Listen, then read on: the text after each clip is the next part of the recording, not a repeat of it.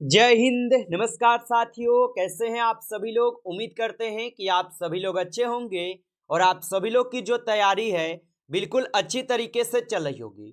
तो साथियों, आज के इस क्लास में जो है साथियों बीएसएससी कार्यालय परिचारी भर्ती 2026 के एग्जाम के लिए साथियों ऐसे सेलेक्टेड और चुनिंदे प्रश्नों को देखने वाले हैं जो साथियों आपके बीएसएससी के एग्जाम में आपको 100% जो है यहां से क्वेश्चन आपको देखने को मिलेंगे। तो साथियों, यदि आप लोग भी सिलेक्शन लेना चाहते हैं इस बार, तो आप सभी लोग इस क्लास को अच्छे से देखिएगा, क्योंकि साथियों आपके एग्जाम में जिस लेवल के क्वेश्चन आएंगे आज के इस क्लास में आपको उसी लेवल के क्वेश्चन भी आपको कराएंगे। तो आप अच्छे से इस क्लास को देखिएगा और क्लास के बाद बताइएगा कि आपको ये क्लास कैसा लगा है। तो चलिए साथियों, क्लास को स्टार्ट करते हैं। उनसे पहले यदि आप नए हैं इस चैनल पे तो आप इस चैनल को जो है सब्सक्राइब कर लीजिए और सब्सक्राइब करके ऑल नोटिफिकेशन को ऑल पे दबा के जुड़ जाइए, जिससे कि जब भी कोई नई क्लास हो सबसे पहले क्लास का नोटिफिकेशन आपके पास जो है पहुंच सके। तो आप इस चैनल को सब्सक्राइब जरूर कर लीजिएगा। साथ ही साथ आप जो है इस क्लास को भी साथियों लाइक जरूर कर लीजिएगा और बताइएगा कि भारत में सबसे लंबा रेलवे प्लेटफॉर्म कहाँ है। चलिए बताइएगा आप कि भारत में सबसे लंबा रेलवे प्लेटफॉर्म कहाँ पे होगा। तो याद रख लीजिएगा ये गोरखपुर में है। ऑप्शन यहाँ पे सी जो है इस क्वेश्चन का सही जवाब दिया गया है। अगला क्वेश्चन देखिएगा, क्वेश्चन पूछा है कि प्रथम एशियाई खेल कहाँ हुए थे। चलिए बताइएगा आप कि प्रथम एशियाई खेल जो है ये कहाँ पर हुए थे। तो याद रखेंगे प्रथम एशियाई खेल हुए थे आपके नई दिल्ली में। ऑप्शन ए जो है यहाँ पे इस क्वेश्चन का सही जवाब है, नई दिल्ली में हुए थे। आगे देखिएगा, क्वेश्चन पूछा है कि रेशम का उत्पादन करने वाला प्रथम देश है। चलिए बताइएगा कि रेशम का उत्पादन करने वाला प्रथम देश कौन है। तो याद रखेंगे रेशम का उत्पादन करने वाला प्रथम देश हो जाएगा चीन। ऑप्शन यहाँ पे बी लगा रहे हैं तो सही जवाब है चीन, यहाँ पे इस क्वेश्चन का सही जवाब है। अगला क्वेश्चन है, अमर्त्य सेन को नोबेल पुरस्कार जो है ये इस क्षेत्र के लिए दिया गया है। चलिए बताएंगे तो अमर्त्य सेन को नोबेल पुरस्कार जो है किस क्षेत्र के लिए दिया गया है। तो इनको दिए गए हैं अर्थशास्त्र के क्षेत्र के लिए। ऑप्शन यहाँ पे सी सही जवाब है। आगे देखेंगे, क्वेश्चन पूछा है गोदान जो है ये ना किसने लिखी थी। चलिए बताइएगा कि गोदान किसने लिखी थी। तो याद रखेंगे गोदान को लिखे हैं प्रेमचंद्र। ऑप्शन ए सही जवाब है, प्रेमचंद्र लिखे हैं, याद रख लीजिएगा। अगला क्वेश्चन देखेंगे, क्वेश्चन दिया गया है कि 2 अक्टूबर का महत्व इस कारण है। चलिए बताएंगे आप तो 2 अक्टूबर का महत्व किसके कारण हो जाएगा। तो आप सभी लोग को पता है कि 2 अक्टूबर का यहाँ पे महत्व इसलिए है क्योंकि यहाँ पे 2 अक्टूबर को लाल बहादुर शास्त्री की जयंती मनाई जाती है। ऑप्शन यहाँ पे डी सही जवाब है।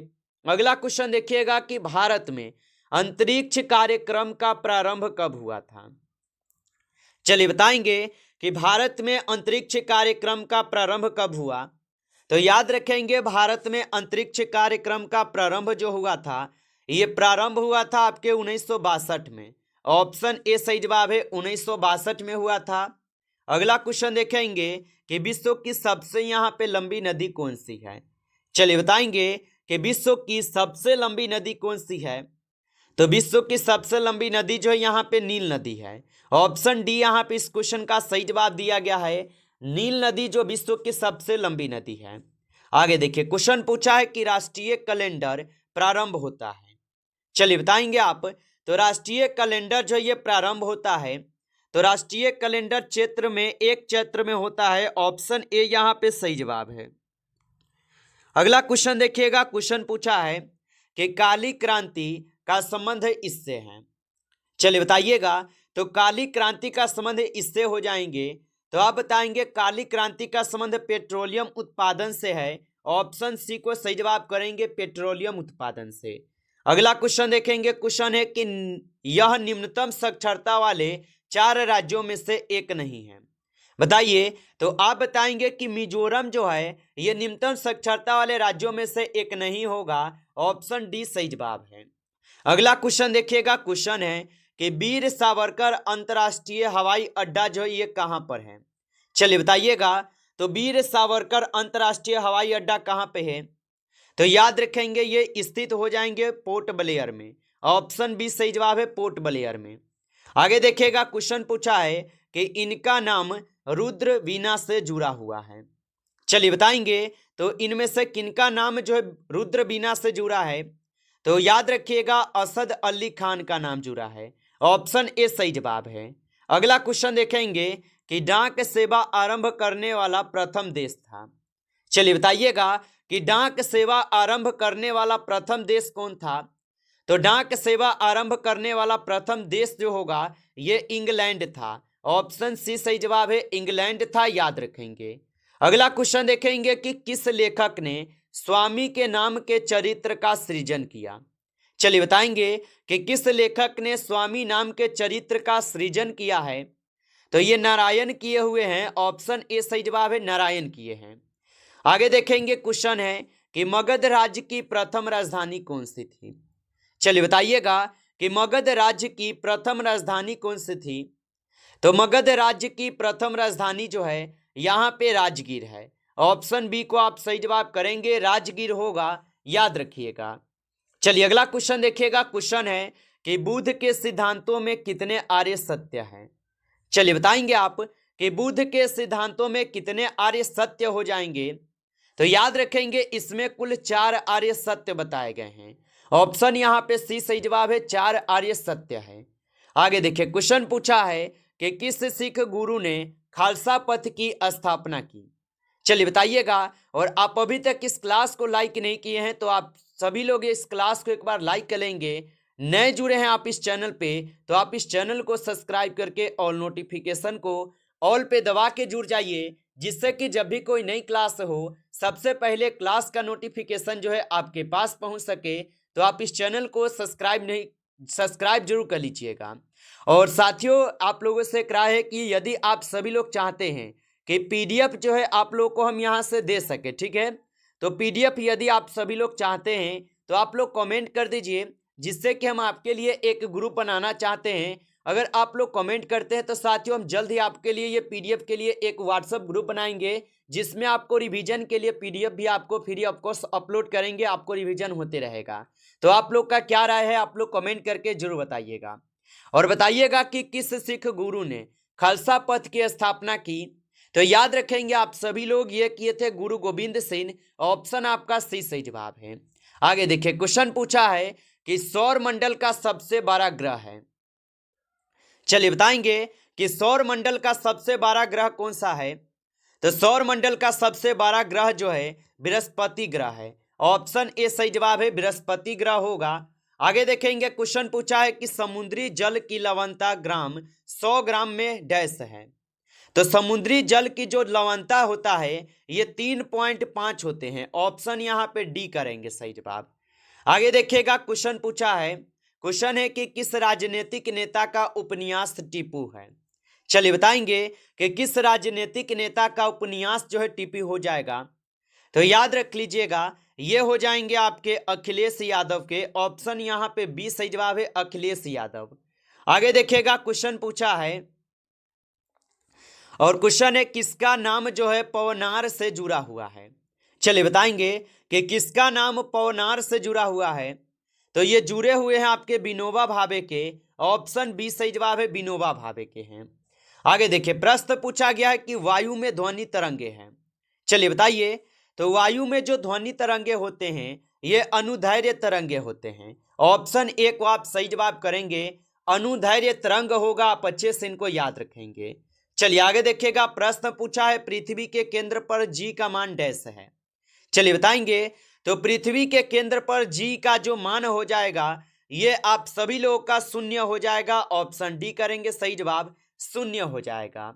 आगे देखिएगा, क्वेश्चन पूछा है निम्नलिखित में से कौन सा ऊर्जा का नवीकरणीय स्रोत है। चलिए बताइएगा, निम्नलिखित में से कौन ऊर्जा का नवीकरणीय स्रोत होगा। तो ऊर्जा का नवीकरणीय स्रोत लकड़ी माना जाता है। ऑप्शन सी सही जवाब है, लकड़ी जो है ये ऊर्जा का नवीकरणीय स्रोत माना जाता है। आगे देखिए, प्रश्न है कि ऊर्जा का हासिल हो रहा स्रोत है। बताइए कि ऊर्जा का हासिल हो रहा स्रोत यहाँ पे कौन है। तो आप याद रखेंगे जीवाश्म ईंधन है। ऑप्शन डी सही जवाब है, जीवाश्म ईंधन होगा। आगे देखिए प्रश्न पूछा है कि लकड़ी में सी की प्रतिशत मात्रा क्या है। चलिए बताएंगे कि लकड़ी में सी की प्रतिशत मात्रा क्या है। तो लकड़ी में सी की प्रतिशत मात्रा हो जाएगा 60। ऑप्शन सी सही जवाब है, 60 होगा। आगे देखिए क्वेश्चन है कि किसका उष्मीय मान सर्वोच्चतम है। तो किसका उष्मीय मान जो सर्वोच्चतम हो जाएगा, तो ये हो जाएंगे कोक के। ऑप्शन सी सही जवाब है, कोक के होगा। आगे देखिएगा क्वेश्चन पूछा गया है कि किस वयस्क का भर्जन किया जाता है। चलिए बताइएगा कि किस आवश्यक का भर्जन किया जाता है। तो ये किए जाते हैं जिंक ब्लेंड का। ऑप्शन यहाँ पे बी सही जवाब है, जिंक ब्लेंड। आगे देखिए क्वेश्चन पूछा है कि सीरे में लगभग 30% यह होता है। तो याद रखिएगा सीरे में 30% जो है ना सुक्रोज होता है। ऑप्शन यहाँ पे बी सही जवाब है, सुक्रोज होता है। आगे देखिए क्वेश्चन पूछा गया है कि संयुक्त राष्ट्र संघ की स्थापना कब हुई थी। चलिए बताएंगे आप कि संयुक्त राष्ट्र संघ की स्थापना कब हुई थी। तो संयुक्त राष्ट्र संघ की स्थापना होता है 1945 में। ऑप्शन बी सही जवाब है, 1945 में हुआ था। आगे देखिए क्वेश्चन क्या पूछा है। क्वेश्चन पूछा है निम्नलिखित में से कौन सी फाइबर फसल है। चलिए बताएंगे कि निम्नलिखित में से कौन सी फाइबर फसल है। तो यहाँ पे जूट जो है ये फाइबर फसल है। ऑप्शन बी सही जवाब है, जूट हो जाएगा। आगे देखिएगा क्वेश्चन पूछा है कि भारत की स्थलीय सीमा कितने देशों को छूती है। चलिए बताएंगे तो भारत की स्थलीय सीमा कितने देशों को छूती है। तो ये छूते हैं 7 देशों को। ऑप्शन सी सही जवाब है, 7 देशों को। अगला क्वेश्चन देखेंगे कि गंडक नदी को नेपाल में किस नाम से जो है जाना जाता है। चलिए बताएंगे आप कि गंडक नदी को नेपाल में किस नाम से जाना जाता है। तो गंडक नदी को नेपाल में जानते हैं नारायणी के नाम से। ऑप्शन डी सही जवाब है, नारायणी के नाम से। आगे देखेंगे क्वेश्चन है कि रंग भेद की नीति किस देश में कायम था। चलिए बताएंगे कि रंग भेद की नीति किस देश में कायम था। तो ये हो जाएगा दक्षिण अफ्रीका में। ऑप्शन ए सही जवाब है, दक्षिण अफ्रीका में होगा। आगे देखेंगे क्वेश्चन है कि बिहार बंगाल से अलग कब हुआ था। तो बिहार बंगाल से जो है ये अलग कब हुआ था। तो 1912 में जो है बिहार बंगाल से अलग होता है। ऑप्शन सी सही जवाब है। अगला क्वेश्चन देखेंगे कि रंग भेद की नीति के विरुद्ध आवाज उठाने वाले कौन थे। तो रंग भेद की नीति के विरुद्ध आवाज उठाने वाले कौन थे। तो आप बताएंगे मार्टिन लूथर किंग थे। ऑप्शन आपका सी जो है यहाँ पे सही जवाब है, मार्टिन लूथर किंग थे। आगे देखिए क्वेश्चन पूछा गया है कि राज्यसभा का सभापति कौन होता है। चलिए बताएंगे तो राज्यसभा के सभापति उपराष्ट्रपति होते हैं। ऑप्शन बी सही जवाब है, उपराष्ट्रपति होते हैं। आगे देखिए क्वेश्चन पूछा है कि प्रसिद्ध लैंगून झील चिल्का झील किस राज्य में स्थित है। तो प्रसिद्ध लैंगून झील या चिल्का झील किस राज्य में स्थित है। तो ये ओडिशा राज्य में स्थित है। ऑप्शन यहाँ पे जो है सी इस क्वेश्चन का सही जवाब है, ओडिशा राज्य में है, याद रखेंगे।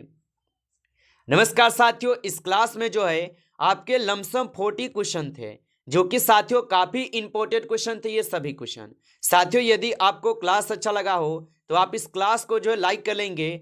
नए जुड़े हैं आप इस चैनल पे तो आप इस चैनल को सब्सक्राइब करके ऑल नोटिफिकेशन को ऑल पे दबा के जुड़ जाइए, जिससे कि जब भी कोई नई क्लास हो सबसे पहले क्लास का नोटिफिकेशन आपके पास जो है पहुंच सके। तो आप इस चैनल को सब्सक्राइब जरूर कर लीजिएगा। चलिए फिर मिलते हैं आपसे एक नेक्स्ट टॉपिक के साथ नेक्स्ट क्लास में। तब तक के लिए जय हिंद, जय भारत।